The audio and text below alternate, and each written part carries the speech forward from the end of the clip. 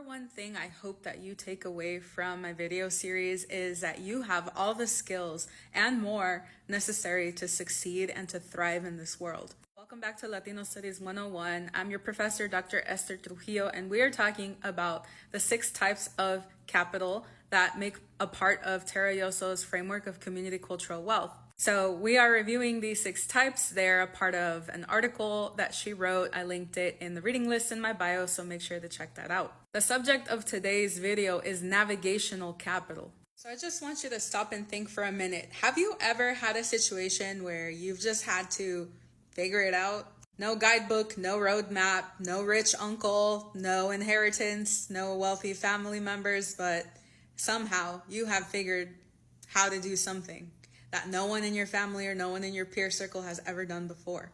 That's because you have mad skills, okay? You have navigational capital. Let me just rewind for a quick minute because community cultural wealth is a framework and it presents, like I said, 6 types of capital.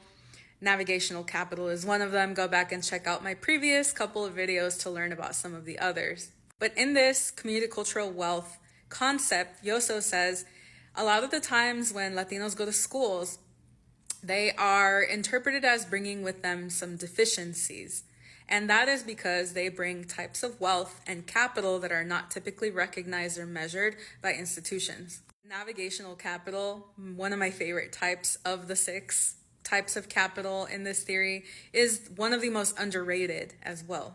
Navigational capital is about how you move through systems that don't want you there, that you may not be fully equipped to go through just because you don't have the support systems or the money to make it within that institution. Navigational capital is about basically how you are able to persist and still make it through and make it in.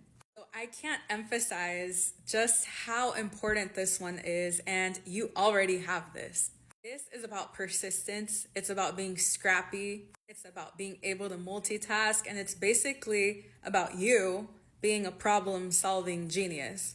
The reason I get so excited about this one is because this is something that everybody has. So when I hear people say, oh, I don't have any skills, no, bitch, you figured out how to navigate through systems that don't want you there. They don't want you there now, and you're still there. You're still there. We're still there. So let me give you a little bit of an example of navigational capital in my life. I was able to do something that no one in my family or in my peer group has done before.